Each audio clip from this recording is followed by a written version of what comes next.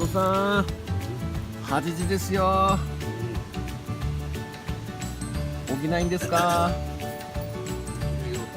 起きますか？真っ暗だから真っ暗こんなかトさん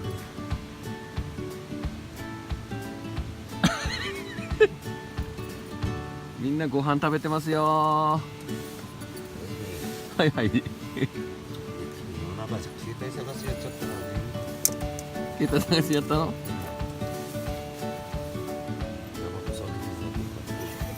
あ、おい、ほろったの？